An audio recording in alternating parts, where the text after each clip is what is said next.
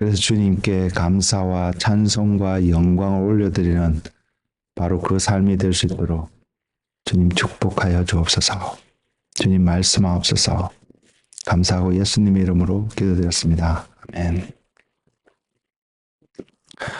네, 오늘 여러분들과 함께 나누고자 하는 하나님의 말씀은 디도서입니다. 디도서 2장입니다. 2장 11절에서 14절의 말씀을 중심으로 하나님이 전하라 하신 내용을 전하도록 하겠습니다.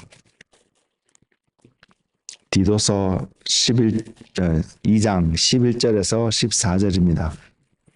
제가 집은 성경은 신약성경 349페이지인데요.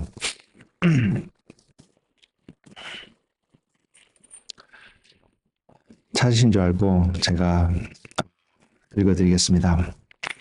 모든 사람에게 구원을 주시는 하나님의 은혜가 나타나 우리를 양육하시되 경건하지 않은 것과 이 세상 정욕을 다 버리고 신중함과 의로움과 경건함으로 이 세상에 살고 복스러운 소망과 우리의 크신 하나님 구주 예수 그리스도의 영광이 나타나심을 기다리게 하셨으니 그가 우리를 대신하여 자신을 주심은 모든 불법에서 우리를 속량하시고 우리를 깨끗하게 하사 선한 일을 열심히 하는 자기 백성이 되게 하려 하심이라.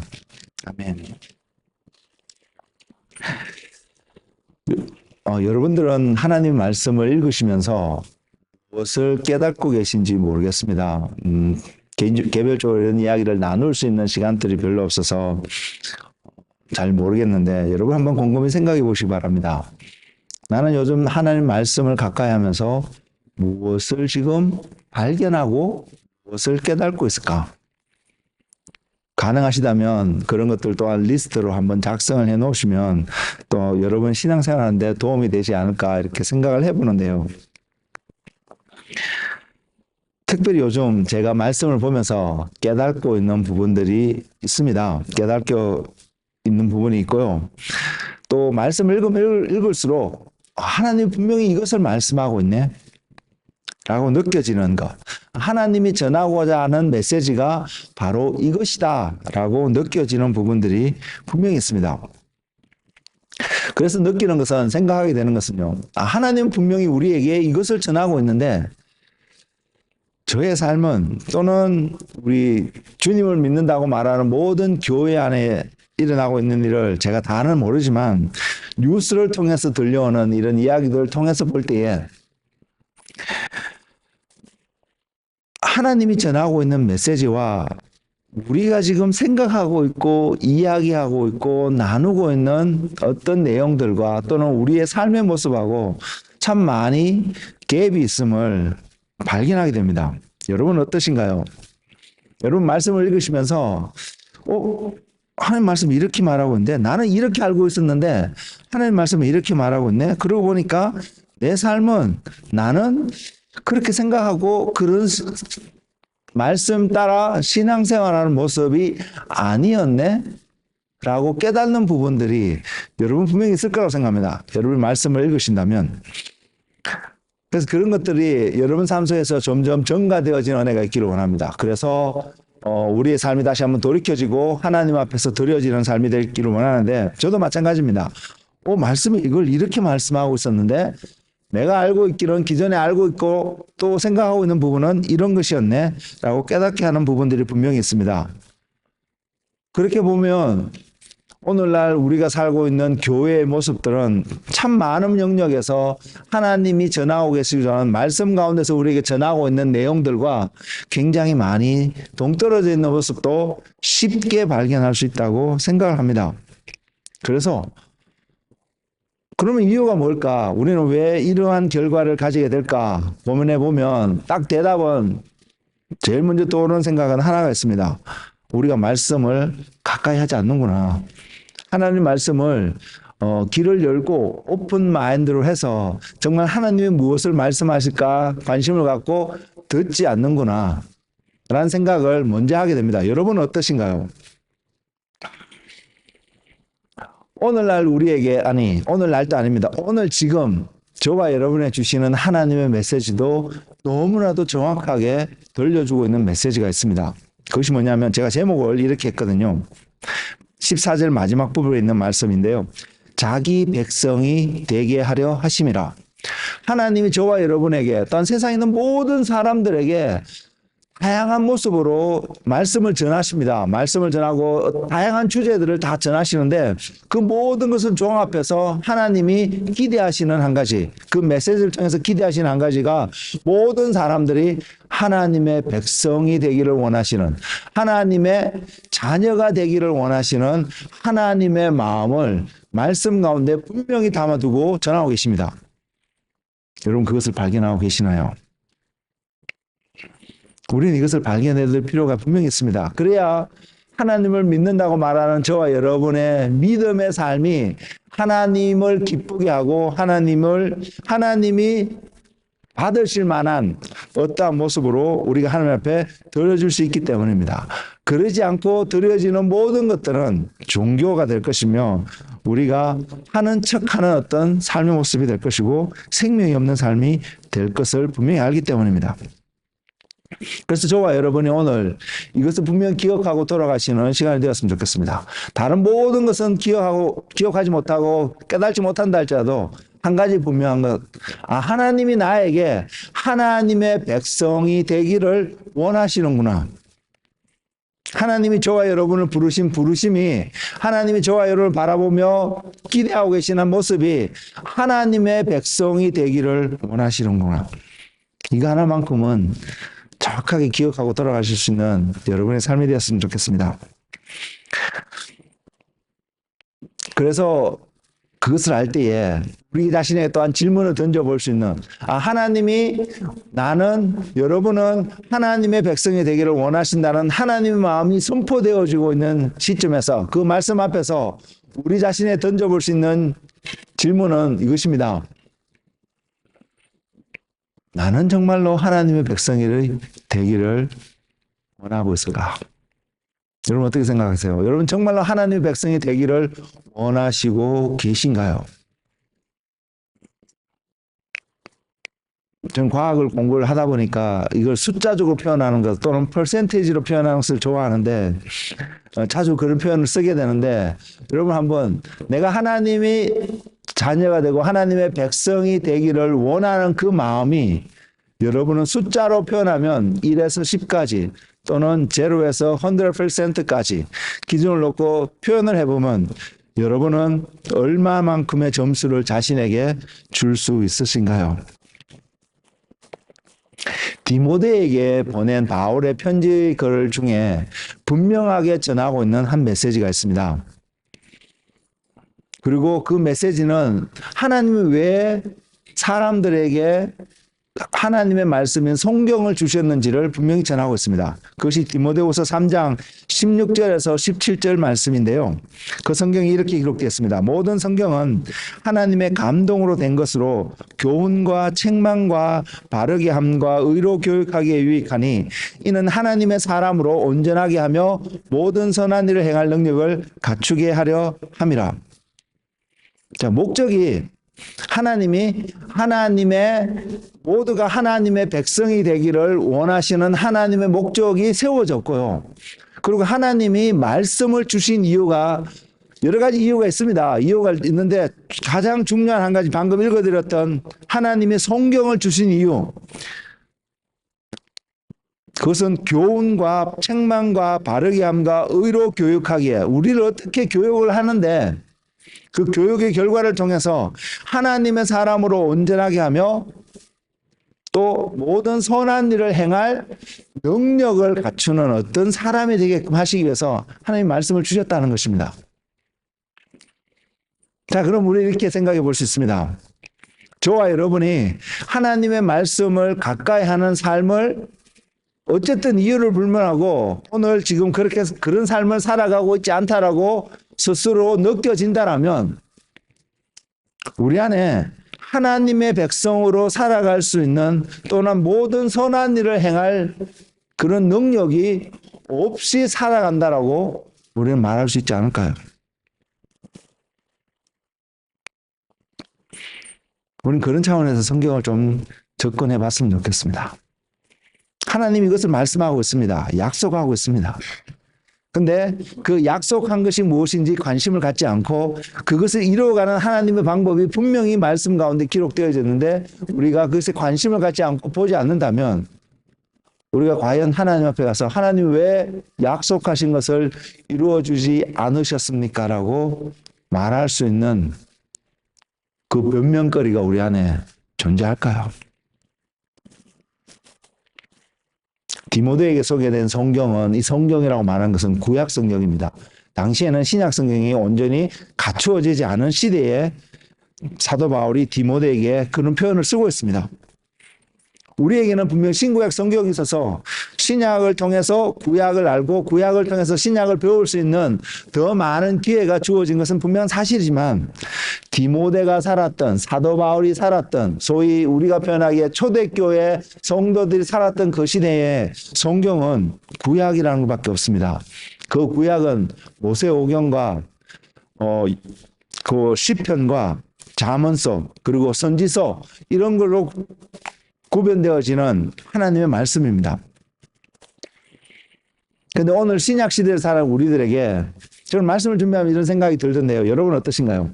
알게 모르게 은연중에 구약의 말씀을 약간 등한시하고 신약을 더 초점을 맞추고 있는 태도가 우리 안에 있음을 바라봅니다.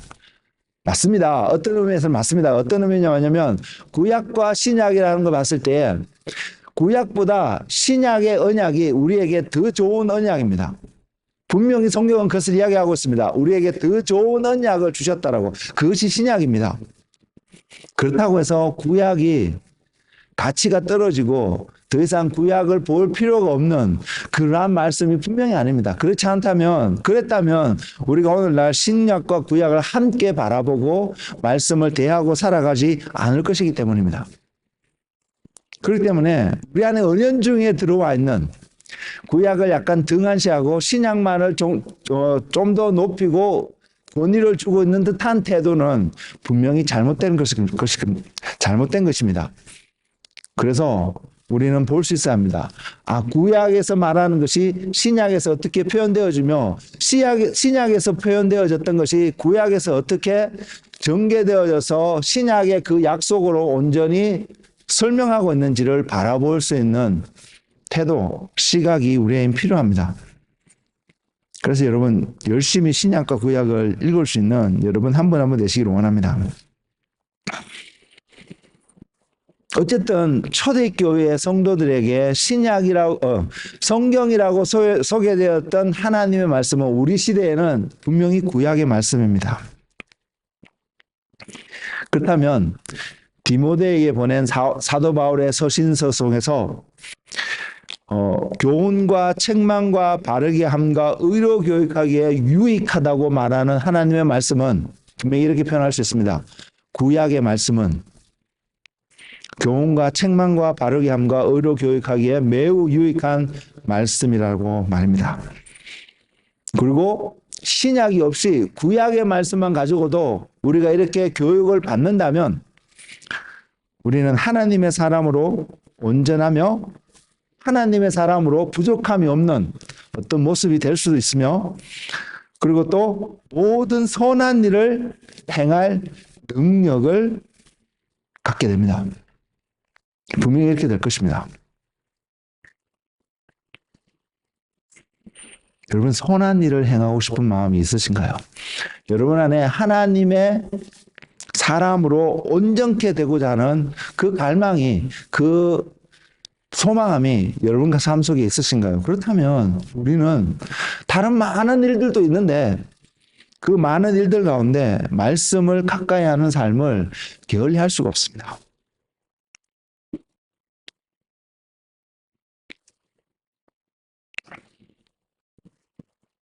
그리고요, 한 가지 기억해야 될 것은 하나님의 말씀은 우리가 모든 선한 일을 행할 능력을 갖추게 된다고 분명히 이야기하고 있기 때문에 그것이 갖춘 자가 누구냐는 것은 우리 스스로가 우리 자신을 바라볼 수 있어야 합니다. 어떤 상대방을 향해서 타인을 향하여서 그 사람이 그러한 선한 능력을 갖췄는지 아닌지를 바라보고 평가하는 것이 우리의 몫이 아니라 자신을 향해서 나는 지금 하나님의 말씀에 따라서 선한 일을 행할 능력이 있는 자인지 아닌지를 바라보실 수 있는 태도가 여러분 삶 속에 충만하기를 원합니다. 그렇게 살아갈 때에 저는 믿습니다. 그럴 수 있으면 어떻게 하나님의 사람으로 온전한 사람으로 하나님의 사람으로 온전하고 모든 선한 일을 행할 능력이 있는 한 사람이 될 수 있으면요. 저는 여러분이 이러한 삶에 더 초점을 맞추고 관심을 가지시는 그런 삶이 되셨으면 좋겠습니다. 그러지 않는다면 우리의 삶은 너무나 쉽게 종교적으로 빠질 수 있고요. 그리고 사람들 앞에서 거룩한 척, 믿음이 있는 척 하는 삶을 쉽게 살 수 있습니다. 성경은 그것을 위선자라고 표현합니다. 너무나 쉽게 그 자리에 우리는 빠질 수 있습니다.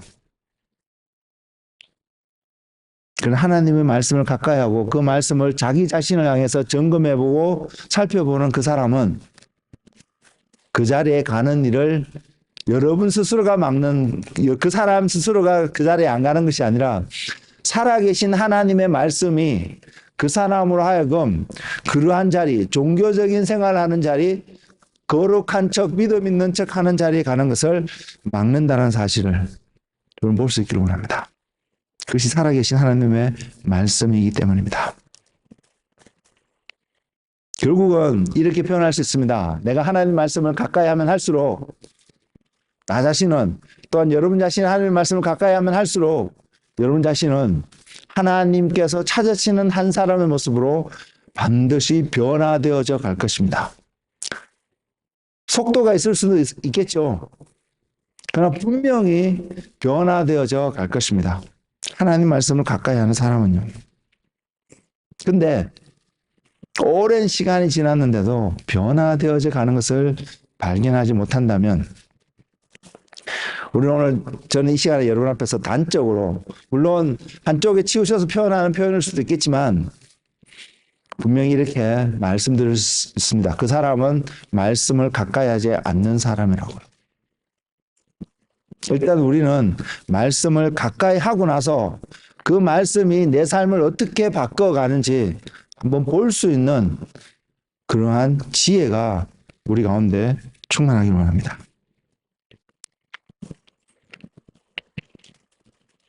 그러면 우리는 이런 고민을 안 하겠죠.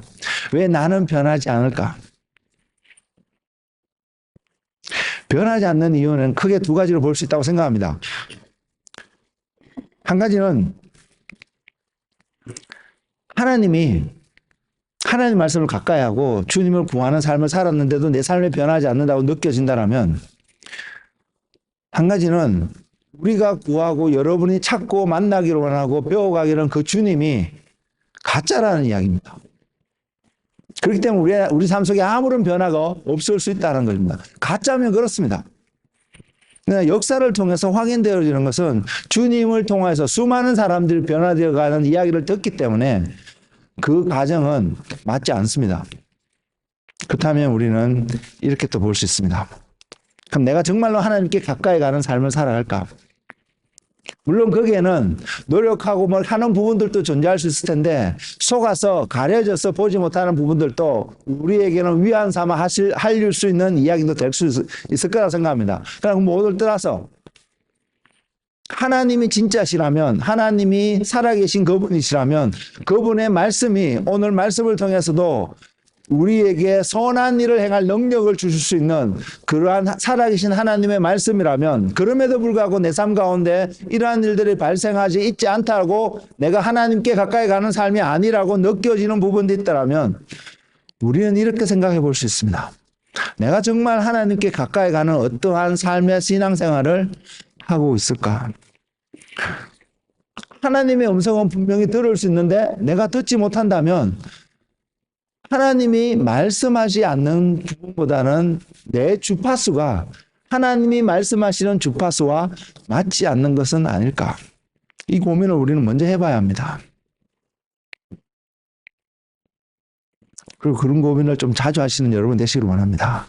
그래서 하나님의 주파수에 여러분의 주파수를 맞출 수 있는 은혜가 여러분 삶 속에 있기를 원하는데, 그것은요, 제가 분명히 하나 말씀드릴 수 있는 그 주파수를 맞추는 그 최고의 길이라기보다는 반드시 이러면 맞출 수 있는 한 길은 뭐냐면, 내 생각을, 내 것을 내려놓을 때입니다. 내 것을 가지고 있으면 절대로 그 주파수를 맞추기가 쉽지 않습니다. 방해 요소가 너무 많다는 것입니다. 그래서 우리는 그렇게 생각해 봐야 합니다. 내가 지금 살아가는 삶의 태도가, 또는 신앙생활을 한다고 말하는 나의 지금의 삶의 모습이 주님께 정말로 가까이 가고 있는 삶의 모습인가 말입니다. 그렇지 않다고 느껴진다면 우리는 이 시간을 통해서도 우리의 마음을 새롭게 함으로 다시 주님 앞에 다가갈 수 있는, 가까이 나아갈 수 있는 그러한 주님의 사람들이 되시기를 주님의 이름으로 축복을 드립니다. 우리는 본문을 통해서 분명히 확인할 수 있습니다. 여러분이 기억해야 되는 것은 하나님이 우리를 이렇게 부르셨다는 거, 그리고 이것을 이루기 위해서 하나님이 주신 것들이 있다는 걸요. 그럼 우리는 확인하는 것은 뭐냐면, 나는 지금 하나님이 주신 어떤 툴을 가지고 하나님이 부르신 부르심을 향하여서 달려가고 있느냐는 것입니다. 하나님이 주신 툴을 가지지 않고 하나님께 달려간다고 말하는 것 자체가 우리는 우리의 삶이 모순이 될 수 있음을 깨달는 은혜가 여러분 가운데 있기를 원합니다. 그래서 하나님이 주신 것을 가지고 하나님 앞에 달려가는 우리의 삶이 되기를 원합니다. 시작하면서 말씀을 드렸지만 분명히 하나님은 우리가 하나님의 백성, 하나님의 자녀가 되기를 원하신다고 표현하고 있습니다. 그리고 그 하나님의 백성의 특징이 오늘 주어진 본문 말씀을 통해서 한 두 가지 정도 나오거든요. 그게 뭐냐면, 하나는 복스러운 소망을 기다리는 삶을 산다고 분명히 이야기하고 있습니다. 그리고 또 하나는 구주 예수 그리스도의 영광이 나타나심을 기다리게 된다고 말하고 있습니다. 둘 다 소망을 가지고 기다리는 어떤 삶을 표현하고 있습니다. 저와 여러분 삶은 어떤가요? 동일하게 그러한 형태의 어떤 삶이 우리 삶 속에 나타나고 있나요? 먼저는 구주 예수 그리스도의 영광이 나타나기를 기다리는 삶이 우리의 삶의 중요한 요소로서 저와 여러분 삶을 매일매일 드라이빙하고 계신가요?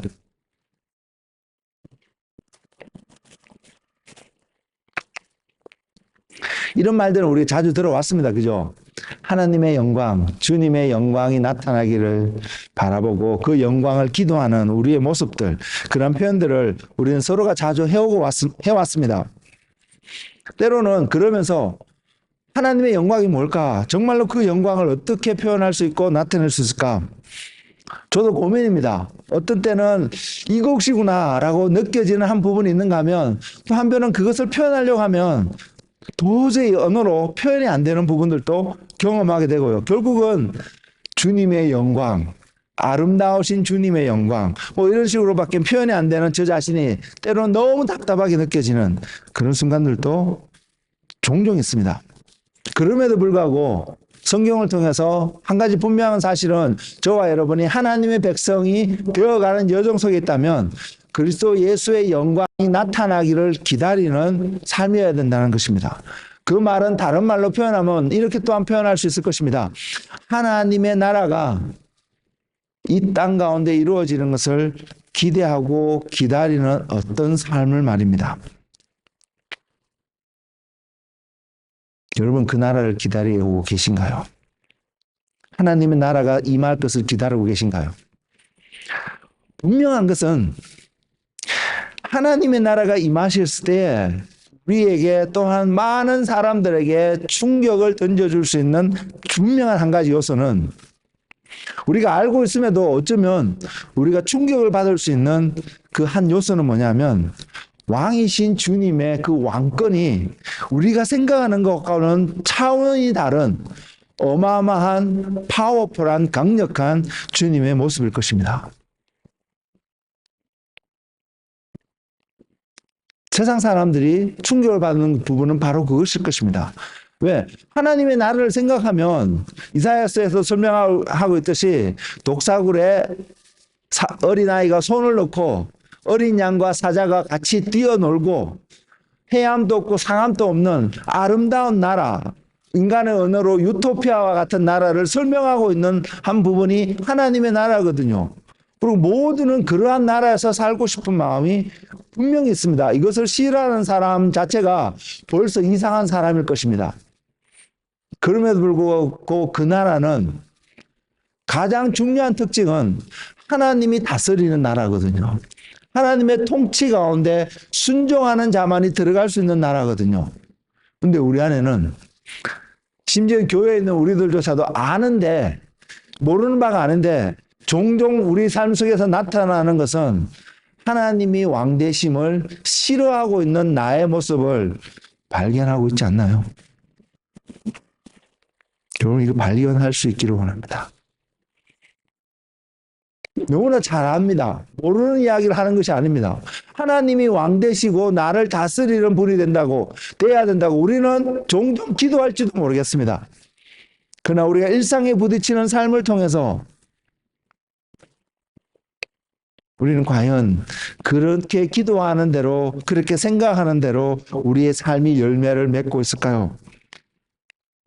저는 그러지 않는 저 자신을 종종 발견합니다. 그래서 나타난 한 특징이 화가 나더라고요. 화가 나더라고요. 근데 내가 저 자신이 하나님의 다스림 속에 온전히 순복하는 한 사람이 되어지면 이 화가 다스려짐을 저는 압니다. 여러분의 삶은 어떠신가요? 한번 돌이켜 궁금해 생각해 보시기 바랍니다. 여러분의 일상의 삶 속에서 갈등이 생기고 문제가 생겼을 때에 그 문제의 가장 중심에, 원인의 가장 중심에 여러분이 주인이 되는 것과 하나님이 주인이 되는 것과 충돌을 일으키고 충돌로 인해서 발생하고 있지 않은지 말입니다. 주님이 구주 예수 그리스도의 영광이 나타나심을 기다리는 삶을 살아가는 하나님의 백성들은 주님이 이 왕권을 가지고 오시는 것을 기다리는 삶을 분명히 이야기합니다. 우리는 어떠한 태도로 그 나라를 말하고 그 나라를 표현하기를 원하고 그 나라를 경험하기를 원하고 그 나라를 기다리고 있는 사람일까요?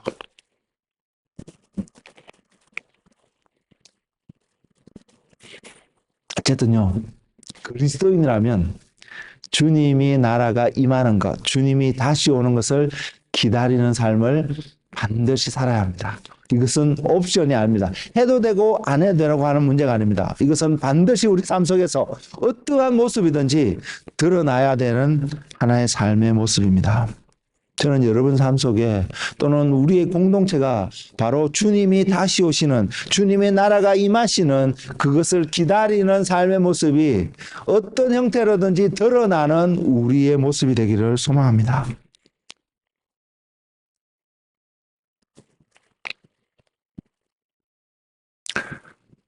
두 가지를 말씀드리고 있습니다. 복스러운 소망을 기다리는 것, 구주 예수 그리스도의 영광이 나타나심을 기다리는 것, 이 두 가지는 또 하나로 통일되어집니다. 뭐냐면 그 통일되어진 것은 바로 예수 그리스도입니다. 디도서 2장 13절에 복스러운 소망이라고 분명히 표현을 하고 있는데 이 표현은 또 달리 이렇게 표현할 수 있습니다. 어떤 표현이냐면 영생의 소망이라고 표현할 수 있습니다. 영생의 소망입니다. 저는 이 말씀을 준비하면서요, 내 안에는 정말 이 영생에 대한 소망을 얼마만큼 표현할 수 있을까? 저도 제대로 표현하지 못하는 저 자신을 발견하며 부끄러운 저 자신을 보았습니다. 이 영생의 소망이 여러분 삶 속에 소망으로 지금 자리 잡고 계신가요? 이 소망은 우리만 가지는 소망이 아닙니다. 이 소망은 주님이 가지고 계신 소망입니다. 어떤 의미냐면 주님이 영생하는 걸 소망하는 것이 아니라 주님이 저와 여러분 모든 세상 사람들이 이 영생의 자리로 오기를 원하시는 소망함을 가지고 계시다는 것입니다. 그리고 우리는 주님의 그 소망과 부합해서 우리 또한 그 자리에 가는 소망함을 가지고 살아야 될 것을 성경은 이야기하고 있습니다. 하나님의 백성은 바로 이 소망 가운데 살아갈 것을 이야기합니다. 왜? 그것이 하나님과 함께하는 삶이거든요. 우리는 하나님과 이 땅에서 요즘은 평균 수명이 길어져서 70년, 80년 이렇게 살아가는데 그 삶을 하나님과 함께하는 것을 기대하고 이 땅에서 살아가려고 하지 않습니다. 우리의 삶은 이 땅이 아니라 다가오는 세상, 다가오는 그 나라에서 하나님과 영원히 함께 사는 것을 소망하며 살아가기를 기대하는 사람들입니다. 그러려고 우리는 이곳에 나왔습니다. 그러려고 우리는 예배도 합니다. 그러려고 우리는 선한 일들로 행하려고 합니다. 그러려고 우리는 우리의 가진 시간과 재정과 우리의 가진 어떤 능력들을 소위 우리가 표현할 주님의 영광을 위해서, 주님의 이름을 위해서 사용하고자 합니다.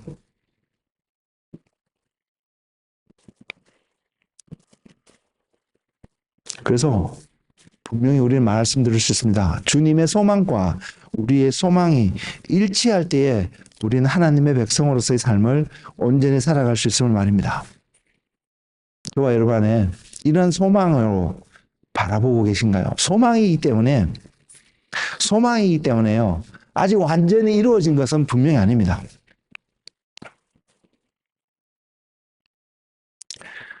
그래서 우리가 이런 표현을 할 수 있는데요. 어떤 표현이냐면 저와 여러분이 이 소망을 하나님이 원하신 만큼 정말로 가지고 살아간다고 한번 가정해 보겠습니다.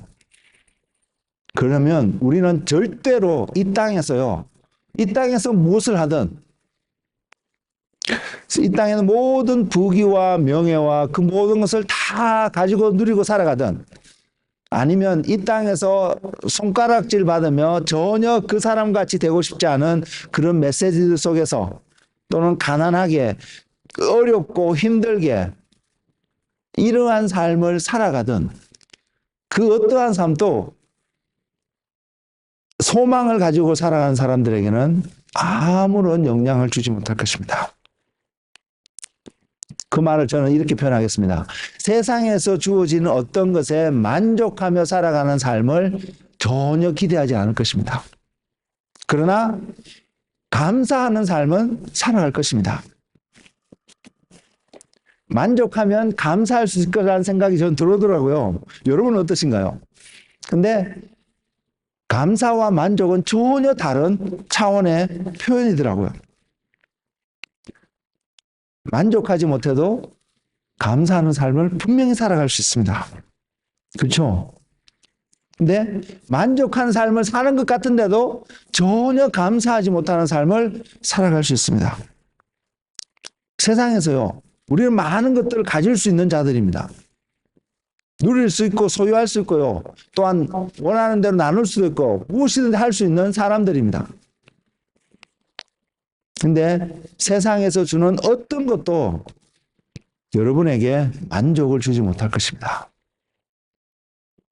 그리고 세상에 주는 어떤 것도 여러분에게 온전한 감사를 하게끔 여러분의 삶을 이끌어 주지는 분명히 않을 것입니다.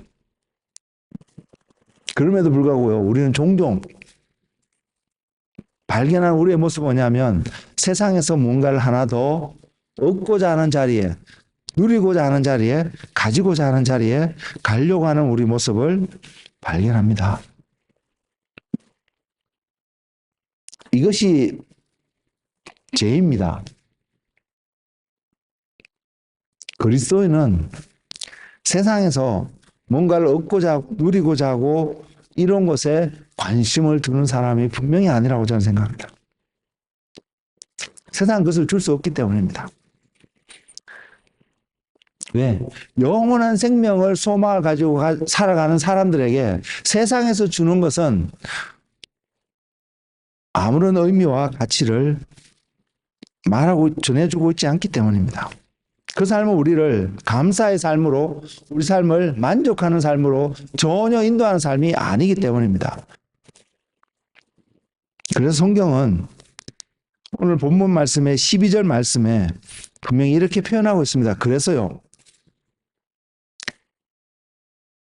경건하지 않는 것과 이 세상 정욕을 다 버리고 신종함과 의로움과 경건함으로 이 세상에서 산다라고 말하고 있습니다. 우리의 초점이 얻고 누리고 하는 것에 초점이 있는 것이 아니라 신중함과 의로움과 경건함으로 이 세상에서 살아가는데 초점이 있음을 성경은 이야기하고 있습니다. 저와 여러분 이런 삶을 살아가기로 합니다.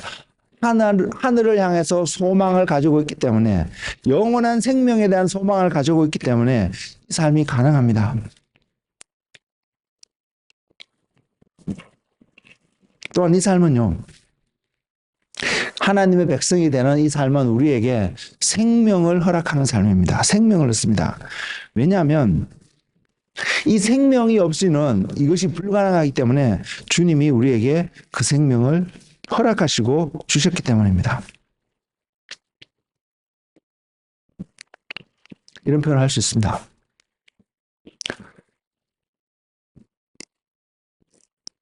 영원한 생명을 소망하고, 그래서 생명을 얻었고 또한 이루어가는 그 삶을 살아가는 그리스도인들은 만물이 주인이 되시는 예수 그리스도로 말미암아 부족함이 없는 삶을 분명히 살아갈 수 있습니다.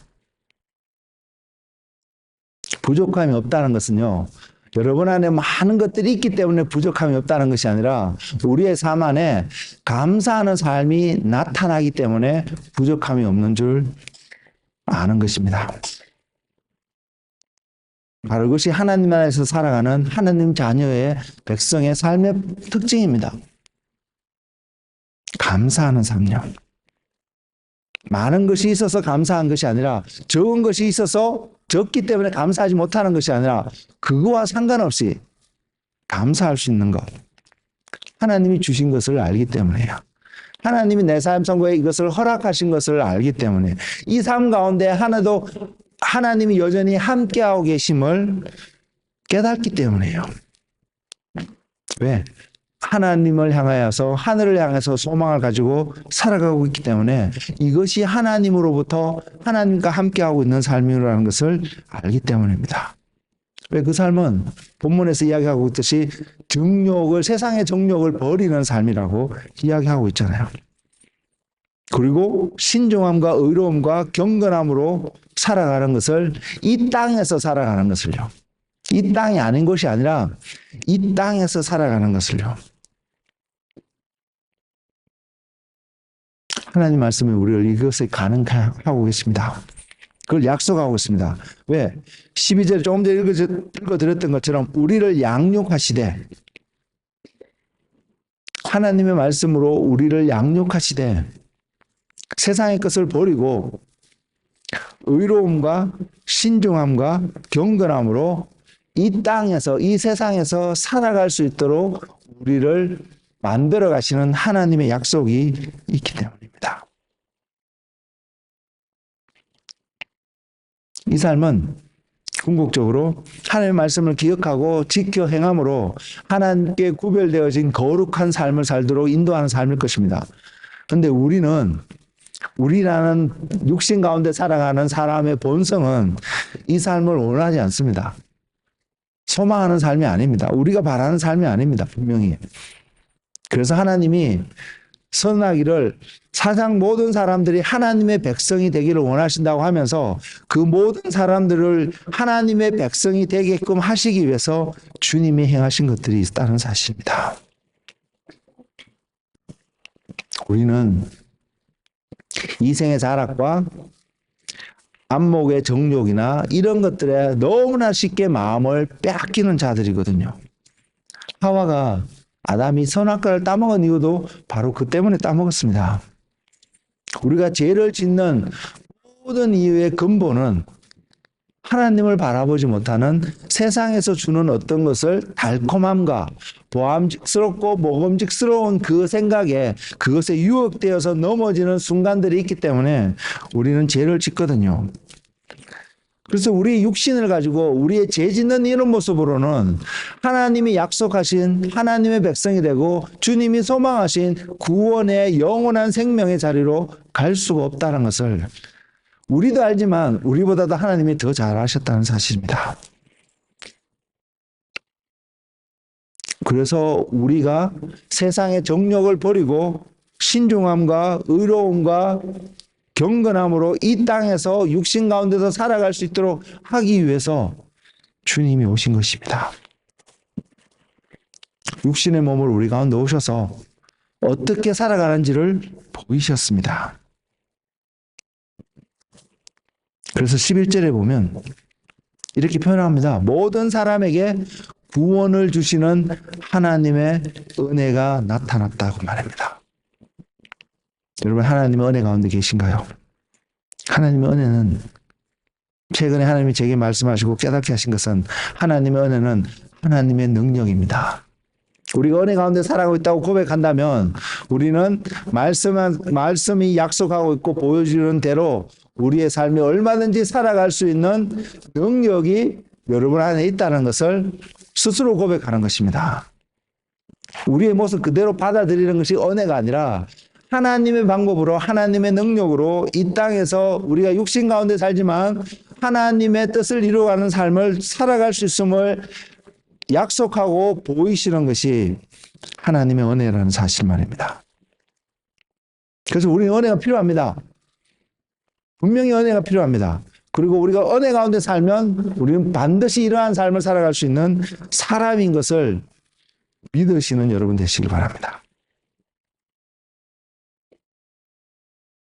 우리에게 능력이 있습니다.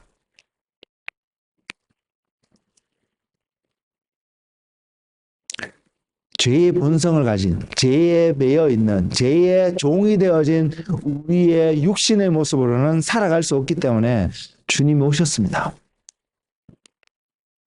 그래서 십자가에서 주님이 그것을 해결하셨습니다. 그래서 우리에게 주신 것이 새 생명이고요. 그것을 다른 용어로는 거듭남이라고 표현하고 있고요.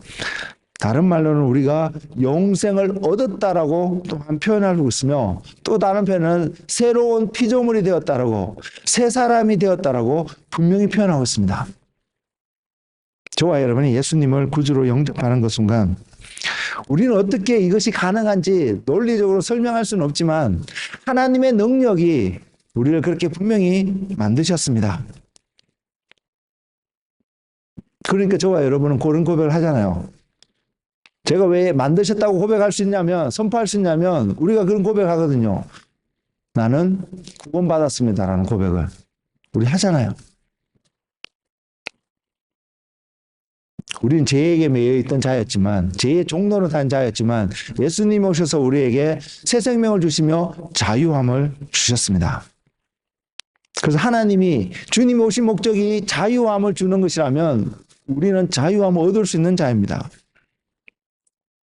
결국 하나님의 백성은 이 자유 가운데 살아가는 삶이며 그 삶은 죄에 속한 것이 아니라 의에 속한 삶이 되는 것입니다. 바뀌었다는 사실입니다.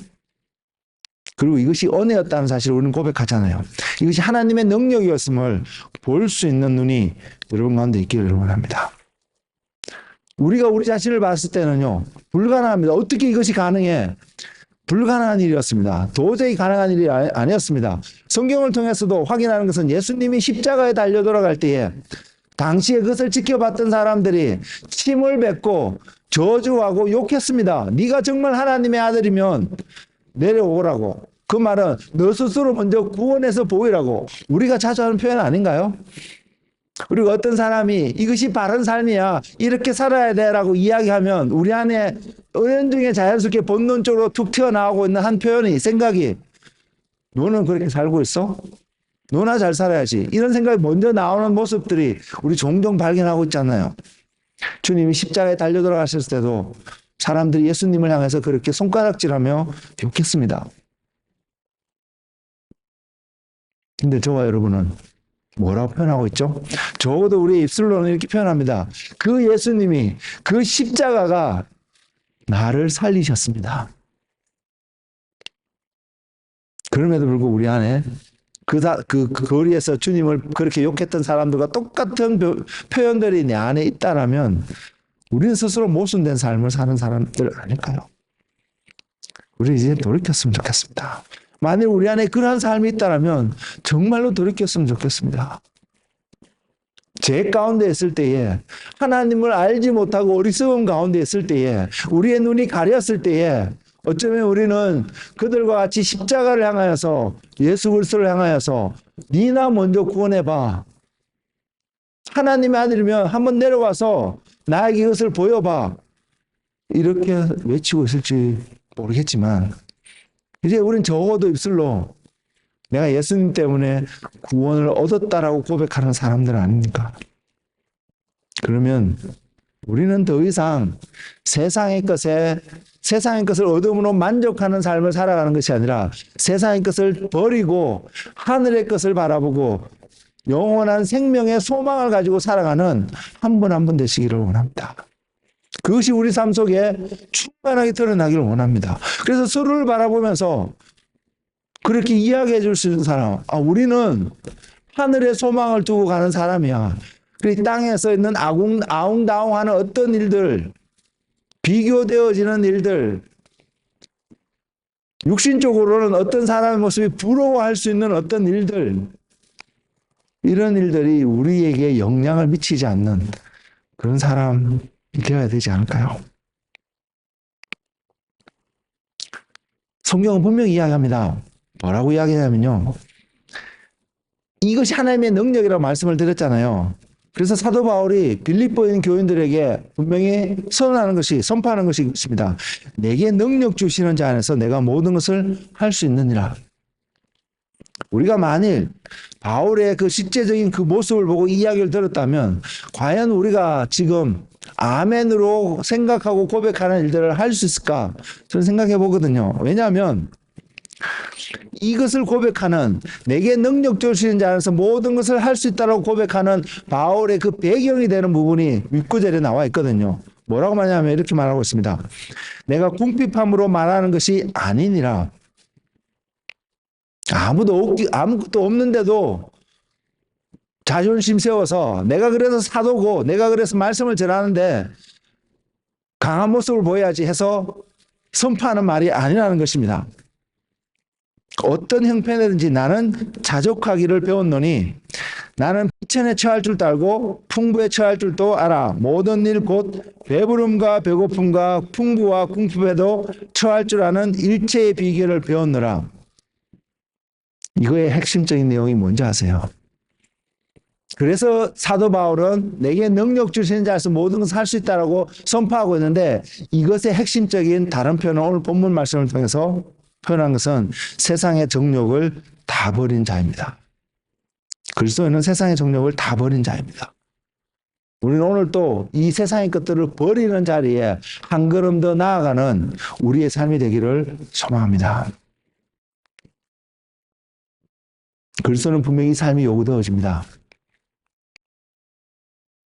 왜? 하늘의 것을 약속받은 사람이기 때문에요. 하늘의 것과 세상의 것은 상충되고 세상의 것을 얻게 되면 하늘의 것을 얻지 못하게 되는 결과를 가져오기 때문에요. 세상의 것은 하늘의 것으로 인도하는 삶이 아니기 때문에요. 그래서 성경은 우리에게 이것을 요구합니다. 그래서 이 땅에서 살아갈 때에도 의로움과 신중함과 경건함으로 살아가야 될 것을 약속하고 이야기하고 있습니다. 이 약속은 하나님의 능력이 우리로 하여금 그렇게 살아가게끔 만드신 것을 약속하고 있기 때문에, 보여주고 있기 때문에 우리는 살아갈 수 있습니다. 내게 능력 주시는 자 안에서, 내가 그리스도 안에서 비천함에 처하든 풍부함에 처하든 그것이 우리의 삶을 영향 주지 않고 살아갈 수 있다는 것입니다. 우리 안에 그 삶이 충만했으면 좋겠습니다. 그래서 그리스도 안에서 머무는 그 삶, 그리스도 안에서 주님과 동행하는 삶이 우리 가운데서 풍성하게 나타나는 하늘의 소망을 두고 살아가는 하나님의 자녀가 되기를 소망합니다. 이것이 하나님의 백성의 삶입니다. 우리의 삶을 한번 돌이켜보기 바랍니다. 나는 이 소망을 가지고 표현하고 나타내고 증거하고 있나요? 하나님의 은혜 주셔서 다른 사람보다 더 많이 가질 수 있습니다. 그렇다고 더 많이 가졌기 때문에 자랑하지 않을 것입니다.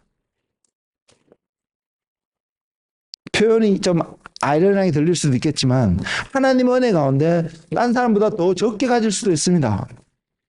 그렇다고 내가 비굴해지고 내가 수축되어지고 위축되어지고 낮아지고 이렇게 할 이유도 없습니다. 우리 모두는 그리스도 안에 교회라는 하나님이 세우신 교회라는 공동체 안에 있는 모든 사람들은 목적이 하늘에 있기 때문입니다.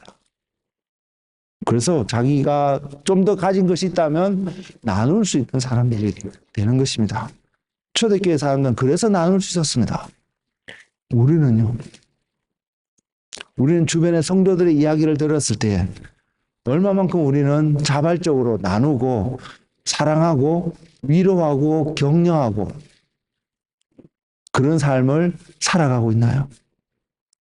때로는 우리는 그렇게 살아갑니다. 때로는 그러지 못한 우리의 모습을 보지 않나요? 이제는 우리가 하늘의 소망을 두는 삶을 다시 한번 우리 삶을 돌이켜보면서 리셋해서 우리 안에 주변에 어려움이 있고 도움이 필요한 사람은 도와줄 수 있는 우리의 갖고 있는 우리 안에 있는 어떤 풍족함으로 나눌 수 있는 그 삶, 서로가 서로를 비교하고 바라보는 그런 삶이 아니라 그런 삶을 살아가는 것이 신중함의 삶이고 의로움의 삶이고 경건함의 삶의 한 모습이 아닐까요? 저는 그런 생각이 듭니다. 내가 신중하고 경건하고 의로운 어떤 삶을 살아간다면 주변 사람들을 돌볼 수 있는 마음의 여유도 분명히 생길 수 있다고 생각하고요. 또한 주변 사람을 돌보기 때문에 불의한 일을 행하지도 않을 것입니다. 그리고 그러한 생각을 갖고 오늘도 살아가는 사람은 분명히 복된 소망을 가지고 구주 예수 그리스도께서 오시는 그날을 바라보며 기다리는 삶을 살아갈 것입니다. 주님은 내일 오실 수도 있고 100년 뒤에 오실 수도 있고 언제든지 오실 수 있습니다. 우리는 그날이 언제인지는 모릅니다. 그러나 우리가 그날을 준비한다면 그날을 바라보는 삶으로 오늘도 살아간다면 우리는 땅에서 무언가를 저축하고 소유하는 데 관심을 두는 것이 아니라 하나님 나라에 쌓고 저축하는 일에 더 관심을 두는 자가 되지 않을까요? 그래서 우리는 성경은 우리에게 이런 말을 합니다. 표현합니다. 믿음의 삶을 살아야 되는 것을 말입니다. 우리가 그래서 믿는 자의 삶은 결국 저와 여러분 믿음이 있다는 것은 또한 기다림을 삶을 이야기합니다. 그래서 믿음은 바라는 것들의 실상이라고 했습니다. 바라는 것은 소망하는 것입니다. 그런데 실체라고 했습니다. 믿음을 통해서 그것을 얻을 수 있음을 이야기하고 있기 때문입니다. 보지 못하는 것들의 증거라고 말하고 있습니다. 그래서 그리스도인의 삶은 믿음의 삶을 살고 소망의 삶을 살아가도록 인도하고 있습니다. 이 삶을 살아가는데 다른 어떤 것보다 하나님의 말씀이 우리가 충분히 이러한 삶을 살아갈 수 있도록 우리를 인도하는 것을 성경은 분명히 보여주고 있습니다. 그런데 저와 여러분이 하나님의 말씀을 가까이 하는 일을 게을리할 수 있을까요? 만일 우리가 하늘에 소망을 두고 믿음에 기다리는 삶을 살아가기를 결정하고 하루하루를 살아가는 그 사람이라면 우리가 그 삶을 그래서 우리의 하루의 삶의 온전한 목적이 그것에 두고 나머지 것들은 유지하기 위해서 살아가는 어떤 삶의 태도를 통해서 살아가고 있다면 다시 말씀드려요. 우리의 삶의 목적이 바로 그 하늘을 향해서 바라보고 있다면 그렇게 살아갈 수 있도록 우리에게 우리를 인깃하고 준비시키고 무장시키고 온전히 능력 가운데서 승리자로 삶을 살아갈 수 있게 해주는 하나님의 말씀을 가까이 하지 않고 멀리하는 삶을 살아갈 수 있을까요?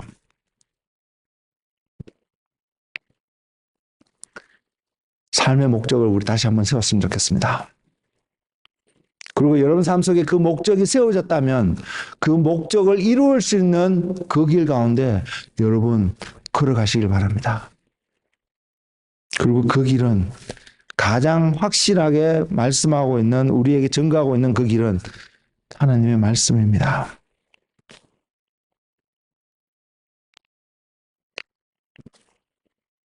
글소인은 영원한 생명을 약속하신 하나님의 말씀을 분명히 믿는 사람입니다.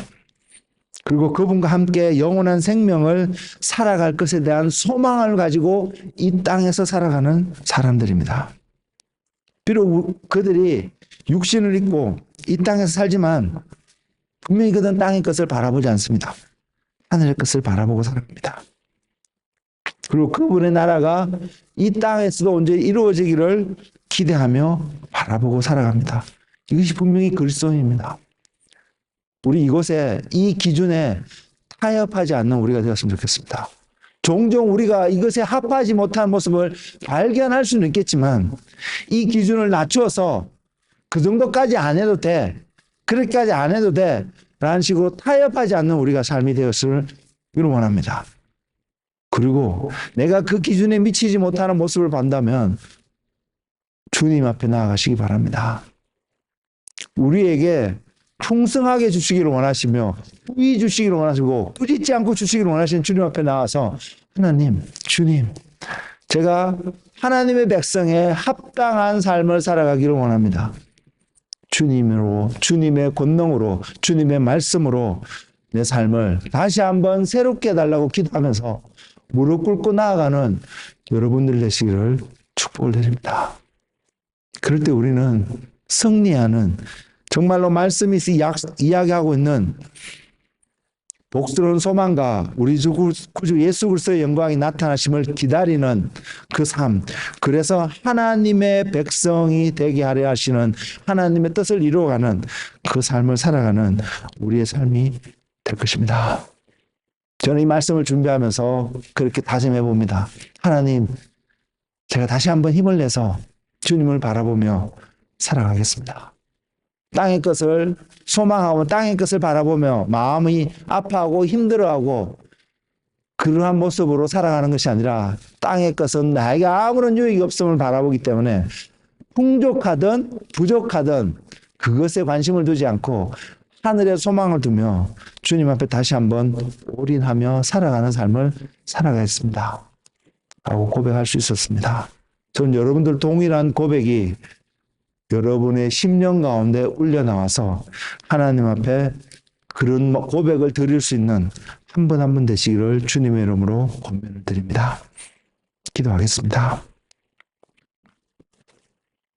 주님이 우리가 주님의 백성이 되라고, 우리가 주님의 자녀가 되게끔 하시려고 말씀을 보내시고 약속하고 있음을 주님이 보여주고 있습니다.